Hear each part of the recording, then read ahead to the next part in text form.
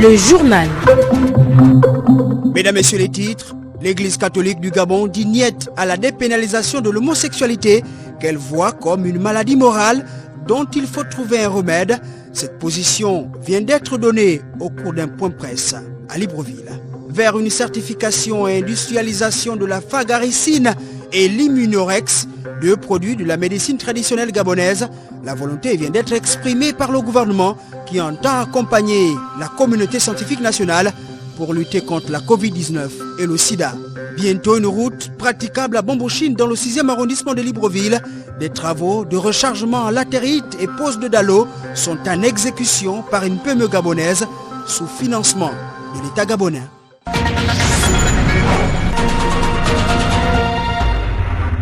Je suis Achille Mwanda Moussoti, bienvenue à tous.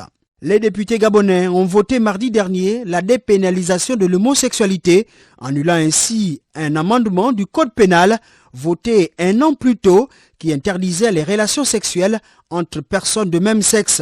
Cette décision suscite la colère sur les réseaux sociaux et dans la rue. On enregistre 4 interpellations à Libreville. Les confessions religieuses ne sont pas en reste, à l'image de l'Église catholique du Gabon, qui par le biais de l'archevêque de Libreville, Monseigneur Jean-Patrick Ibaba, condamne sans équivoque la dépénalisation de l'homosexualité. Cette position de l'Église a été donnée au cours d'un point presse. Rolande Sylvanie Ondem.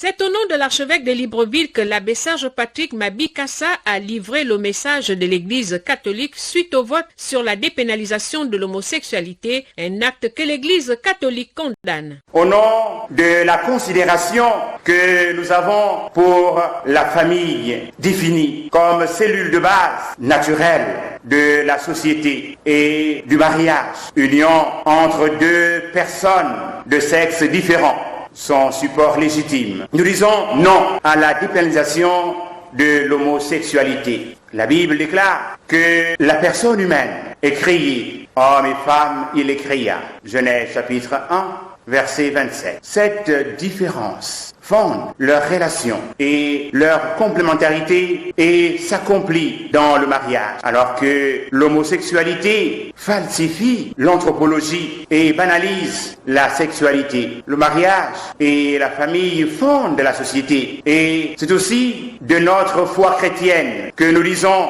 non à la dépénalisation de l'homosexualité.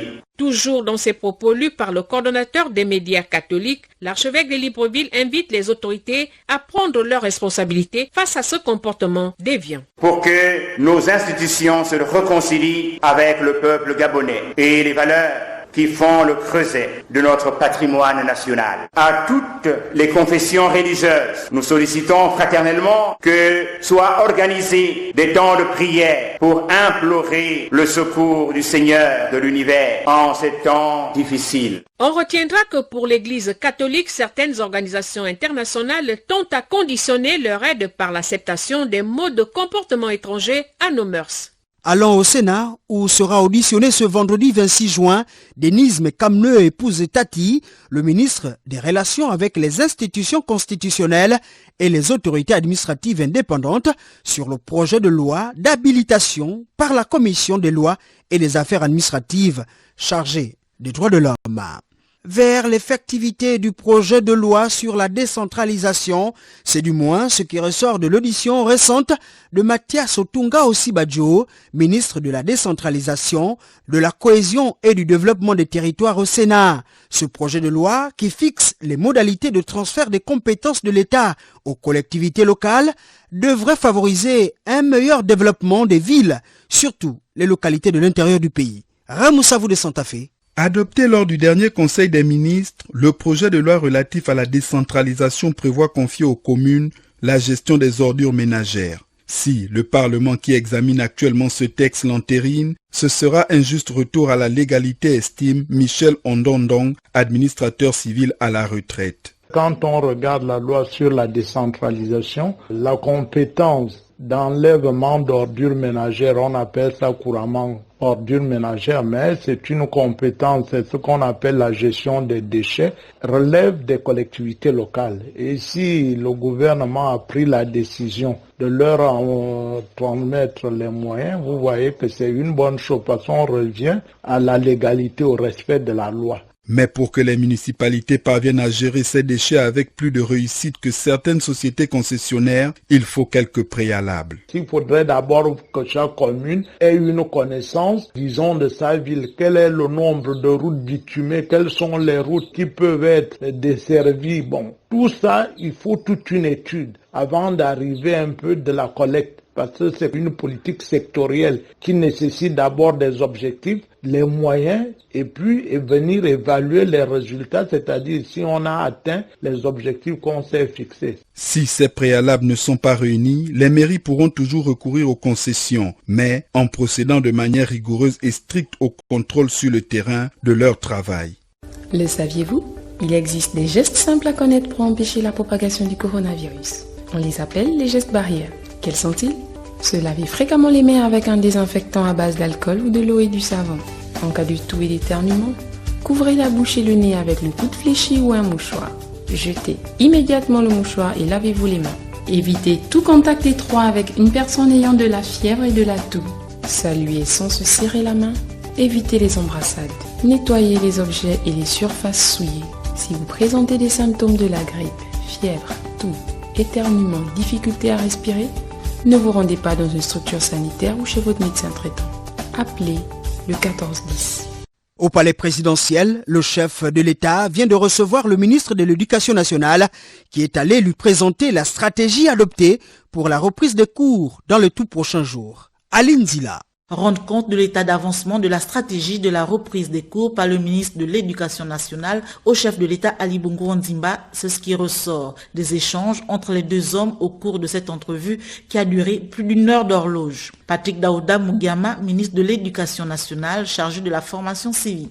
Le président de la République, chef de l'État, m'a fait l'honneur de me recevoir pour faire le point sur la mise en œuvre de la stratégie de reprise des cours, puisque comme vous le savez, les établissements sont fermés depuis le 14 mars. J'avais été très hautement instruit par le président de la République de mettre en place une stratégie pour la reprise des cours. Donc, je suis venu lui rendre compte de l'état d'avancement de cette stratégie. Elle est pour très bientôt. Il s'agissait donc d'affiner encore quelques éléments pour que la mise en œuvre soit parfaite. Et donc, dans peu de temps, nous allons annoncer officiellement la reprise des cours. Au regard de la crise sanitaire actuelle, les mesures prises pour respecter cette reprise des cours dans les tout prochains jours doivent obéir à certaines conditions. Nous allons faire tout ce qui est prévu par le ministère de la Santé, par le comité de pilotage, mettre en place les conditions de respect des mesures barrières, la distance sociale qui passera par la subdivision des salles de classe, la distribution des gels, mais nous allons aussi réduire certainement les effectifs, ça veut dire que toutes les classes ne seront pas concernées par la reprise des cours, voir aussi dans quelle mesure le transport des élèves pourrait être pris en charge parce qu'il n'est pas facile de se déplacer dans le contexte que vous connaissez. Donc toutes ces questions-là ont été discutées et présentées au président de la République, à tout le moins les réponses qu'on apporte à ces questions-là pour une reprise des cours réussie. Pour une bonne reprise des cours, le gouvernement gabonais œuvre pour des conditions de sécurité sanitaire optimales. Le Premier ministre vient d'instruire le ministre en charge de la recherche scientifique pour consulter à nouveau la communauté scientifique nationale dans l'optique d'une certification et industrialisation des produits gabonais, la Fararissime pour la Covid-19 et l'Immunorex pour le VIH-Sida. Ahmed Rayanziengi. Résolument engagé à apporter des solutions gabonaises quant aux pandémies auxquelles fait face notre société, le gouvernement entend accompagner la communauté scientifique nationale à améliorer les solutions thérapeutiques de lutte contre le VIH-Sida et la Covid-19. Jean de Dieu Moukani Ouangou, ministre en charge de la recherche scientifique. Je suis officiellement saisi par M. le Premier ministre chef du gouvernement de deux dossiers. Le premier, c'est l'Immunorex. Je suis saisi pour me prononcer sur la pertinence de cette molécule. Et à cet effet, je vais convoquer dans les tout prochains jours à la fois le comité national d'éthique et la commission scientifique pour pouvoir nous prononcer sur cette molécule. Les scientifiques gabonais sont prêts et nous attendons le top départ pour y aller. Je suis par ailleurs saisi par le Premier ministre du dossier de la Fararissime. Nous ne voulons pas faire dans le patriotisme scientifique. Non, nous soumettons toutes les procédures à la procédure scientifique éprouvée par l'OMS, qui au Gabon a certifié le CIM. En la matière, nous ferons œuvre de transparence. Le membre du gouvernement rend hommage également aux chercheurs gabonais, longtemps décriés à tort ou à raison. Nous avons au Gabon, en qualité d'abord et en quantité, des chercheurs dont nous devons être fiers. Pour travailler au programme de recherche, il faut avoir des laboratoires de qualité. Le Gabon dispose, avec l'Afrique du Sud, d'un laboratoire P4. Il n'y a que 2 sur le continent. Les États-Unis d'Amérique ont 6 laboratoires P4. La Chine a un seul. Nous avons des hommes de qualité. Nous avons des structures de qualité. Reste à mettre les moyens pour que les chercheurs fassent connaître au monde entier, qui méritent de le savoir, en commençant par les Gabonais eux-mêmes, que nous disposons des hommes à qui il faut absolument faire confiance. L'immunorex du professeur Donatien Mavungu et la phagaricine du docteur Piebi Oyubi constituent à ce jour des fruits de la recherche scientifique gabonaise qui apportent là sa pierre à l'édifice national. De son côté, le ministre de la Santé, Dr Max Limoukou, vient de recevoir l'ensemble des syndicats de son département qui s'activent depuis quelques jours à réclamer le paiement de l'indemnité Covid-19 à l'ensemble des agents publics du secteur santé afin d'éviter une grève générale illimitée. Au terme de cette rencontre, les syndicalistes estiment que le membre du gouvernement est resté vague sur la prise en compte de tous les agents dans le paiement de cette indemnité. Max Limoukou promet se rendre à la primature pour discuter de la question avec le Premier ministre afin de voir les possibilités de prendre en compte tous les agents. Les partenaires sociaux ont à l'occasion fait quelques propositions de paiement de cette indemnité pour, selon eux, éviter les injustices et des mouvements d'humeur. D'autres rencontres sont prévues sous peu. Front social, on y reste. Établir une prise de contact entre la tutelle et les partenaires sociaux à l'ordre du jour de la rencontre ministre d'État à la communication et le syndicat national des agents de la communication publique, Sinacop AGP. Claude Boussougou Matumba nous fait le point. Une prise de contact entre le patron de la communication et le syndicat national des agents de la communication publique. L'agence gabonaise de presse connaît actuellement des difficultés liées à son fonctionnement. Il est question d'évoquer avec la tutelle les différents problèmes rencontrés par l'AGP. Plusieurs points sont passés en revue. Emma Raissa Sengon, SG Sinacop. C'est un moment pour nous de parler des difficultés et des défis qui attendent les agents de l'agence gabonaise de presse. Nous avons également évoqué la situation des déflaqués en ce qui concerne les cotisations CNSS et le ministre a instruit les administrateurs concernés à voir le problème. De même, au cours de nos échanges, nous sommes revenus sur la situation des oubliés dans les calculs des droits légaux. Devant un ministre visiblement à l'écoute, le Sinacop sort de cette rencontre apaisée. Franck Obam, président. Ce qui nous a particulièrement marqué, c'est la disponibilité du ministre à écouter les syndicats et l'engagement qu'il prend pour résoudre un certain nombre de problèmes dans les différentes entités du ministère. Les partenaires sociaux doivent conserver l'esprit de dialogue afin de mieux régler certaines revendications. Edgar Anissé Mbumbu Miyakou, ministre d'État, ministre de la Communication. L'objectif pour nous, c'est d'essayer de tout mettre en œuvre pour que les choses se passent au mieux, en tenant compte évidemment des erreurs qui ont pu se produire. Mais je crois que votre rôle, en tant que partenaires sociaux, c'est d'assister à la nouvelle direction générale. Dans les tout prochains jours, des solutions vont être trouvées et les partenaires sociaux pourront très certainement être satisfaits. L'attention des enseignants perceptible à l'université Omar Bongo au sujet des vacations et autres primes de correction semble baisser. Eh bien, le processus de paiement est lancé depuis quelques jours. Le recteur, professeur Mesmen Noël Soumao, apporte des précisions au micro d'Edgar Kaba. Nous sommes donc dans le processus des paiements des arriérés, notamment en ce qui concerne les vacations, la prime trimestrielle et les corrections. Dans un premier temps, nous avions démarré le paiement des vacations en ce qui concerne donc la faculté des lettres et sciences humaines, où sur 12 départements, 7 départements ont déjà perçu leurs vacations du premier semestre 2018-2019. Il n'en reste plus que 5. En ce qui concerne donc la faculté de droit et sciences éco, le processus n'a pas encore démarré parce qu'il avait été interrompu par la pandémie du Covid-19. Nous avons donc repris le processus de paiement depuis depuis la semaine dernière, avec d'abord dans un premier temps, conformément donc à l'orientation donnée par le conseil rectoral de l'UOB, en privilégiant d'abord le paiement des primes qui concerne non seulement les administratifs et les responsables pédagogiques, les doyens, les chefs de département, les responsables de master, ainsi que la main-d'œuvre non permanente. Donc, cette prime trimestrielle a déjà été payée et nous avons commencé le processus de paiement des corrections deuxième semestre 2018-2019. À partir donc de la semaine prochaine, nous allons donc boucler ce processus de paiement par le paiement des 5 départements de la faculté des lettres et sciences humaines qui restaient et ensuite par l'ensemble de la faculté de droit et sciences économiques qui n'a encore rien perçu jusqu'à ce jour. En ce qui concerne donc le premier trimestre 2018-2019 qui incombe donc à l'université Omar Bongo, ces paiements se feront à partir de la semaine prochaine. Tandis que le deuxième semestre 2018-2019 ainsi que le dossier relatif au jury et aux directions des travaux de recherche, ce dossier a été remis au gouvernement qui se fera donc le devoir d'éponger cette dette-là.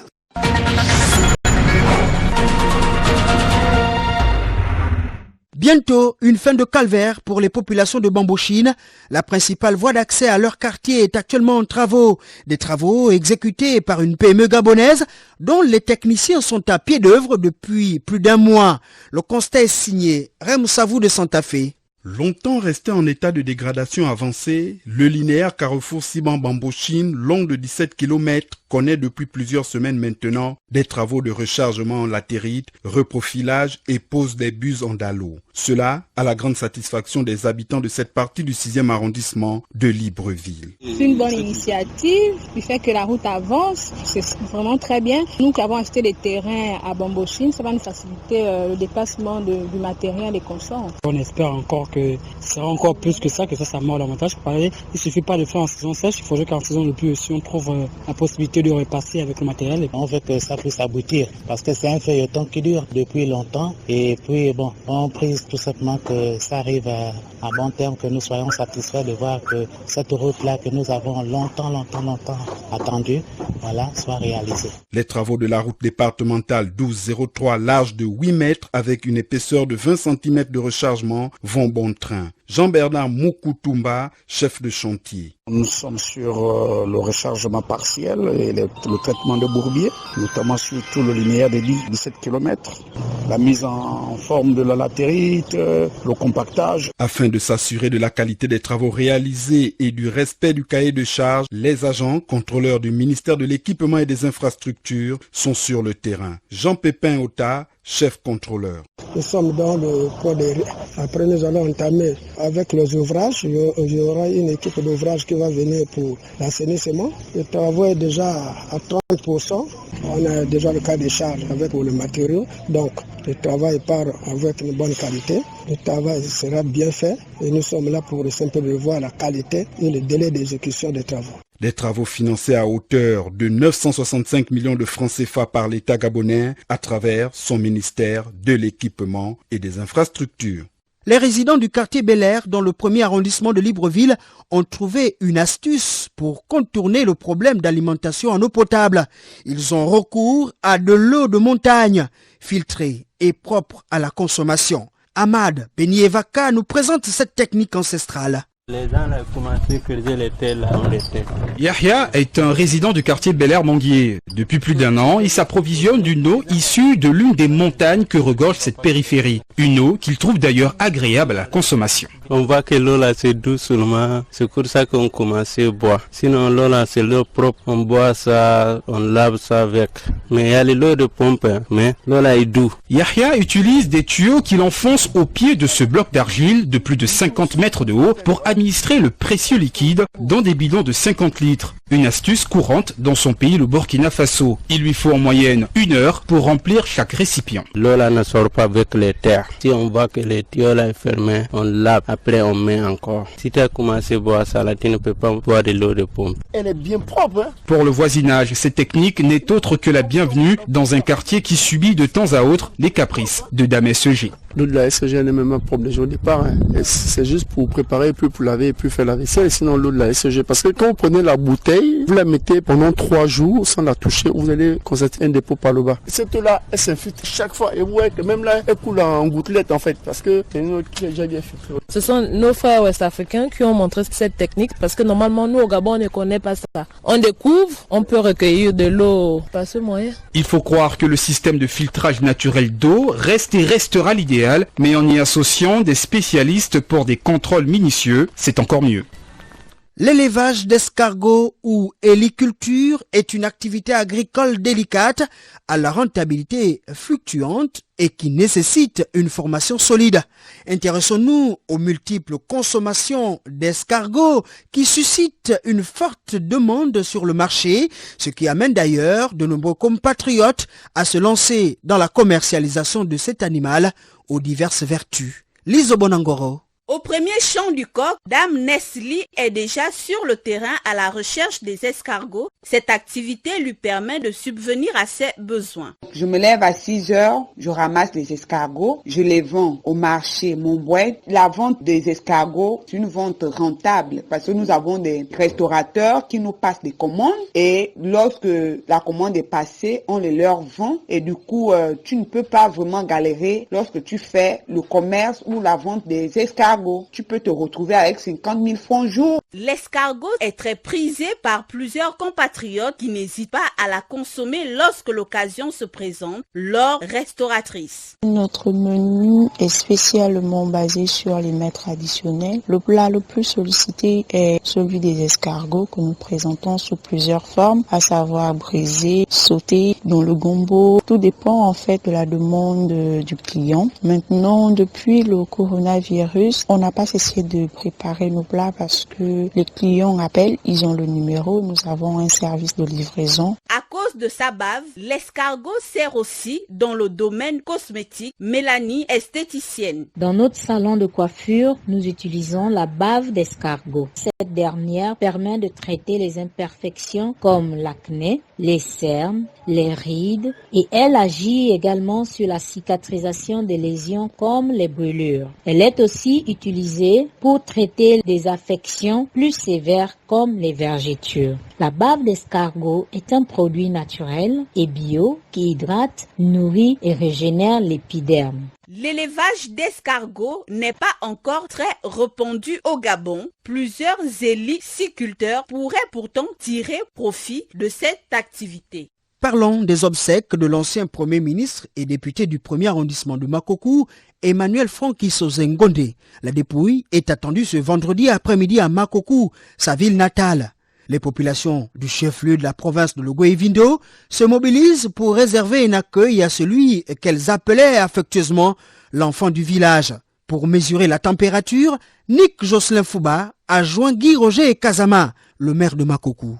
Il faut dire que les populations de Logo-Evindo et particulièrement celles de Makokou s'organisent à accompagner dans la dignité l'illustre disparu Emmanuel Zengonde qui nous a brutalement quitté le 11 juin 2020. Dans cette perspective, il y a une petite cellule d'organisation autour du maire de la commune de Makokou qui s'est prêtée pour effectivement regarder tous les aspects qui vont concourir à un meilleur encadrement, à une meilleure organisation de cet événement qui est fortement douloureux. Et évidemment, toute la mobilisation est perceptible dans la ville. Les quartiers s'organisent à leur niveau, les confessions religieuses aussi, ainsi que l'administration provinciale. Tout le monde essaie de s'organiser pour mieux accompagner l'illustre disparu. Logo-Evindo vit ce moment difficilement, il faut le dire, parce que après Alexandre Samba, c'était un autre deuil qui nous frappe, on va dire, un quart de siècle après. Mais évidemment, Emmanuel Zengonde a su transmettre à chacun des Ogivins des valeurs fondamentales, des valeurs de paix, les valeurs de partage,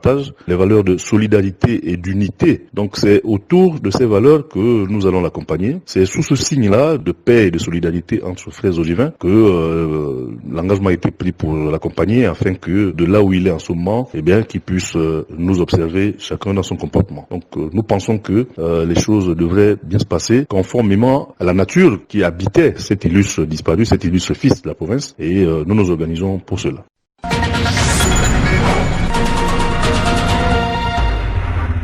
L'actualité à l'étranger, les États-Unis, le Royaume-Uni et le Canada sont intervenus en République démocratique du Congo dans 2 débats explosifs, dont un projet de réforme judiciaire qui nourrit des tensions au sein de la coalition au pouvoir. La réforme du statut des magistrats risque d'amoindrir l'indépendance de l'appareil judiciaire, estiment les ambassadeurs des 3 pays.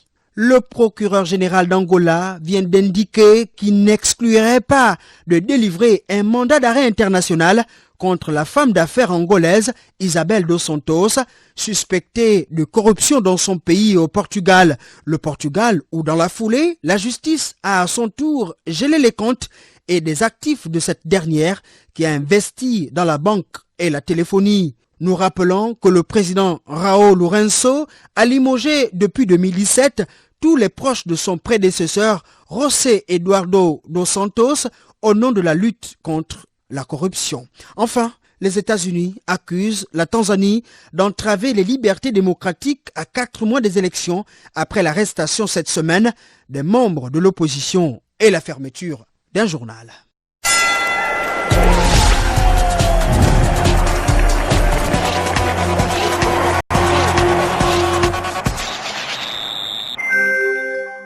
L'actualité sportive avec vous, Ulrich Koupangoy, elle est dominée par du rugby et du football endeuillé par la disparition de l'ancien arbitre international sénégalais Badama Sen Mamaya. Ce dernier a marqué l'arbitrage mondial africain et sénégalais. Le président de la Fédération sénégalaise de football reconnaît en l'homme qui vient de nous quitter l'engagement et le professionnalisme. Écoutons Augustin Senghor, joint au téléphone depuis Dakar par Nick Jocelyn Fouba. Le moins qu'on puisse dire en cette année 2020, c'est que le football sénégalais est fortement éprouvé. On a déjà perdu Pape Diouf. Il y a 40 jours, nous avons perdu Amadou François Gueye, donc qui était l'ami inséparable de Badara Sène et aussi président de la commission centrale des arbitres. Ce début de semaine, ce lundi, nous venons d'apprendre le décès de Badara Sen Mamaya. Donc c'est un gros choc, un choc terrible pour moi-même, mais aussi pour l'ensemble de la famille du football. Tout le monde sait ce que Badara représentait pour le football sénégalais. Je pense que c'est un monument qui vient de tomber, que vraiment on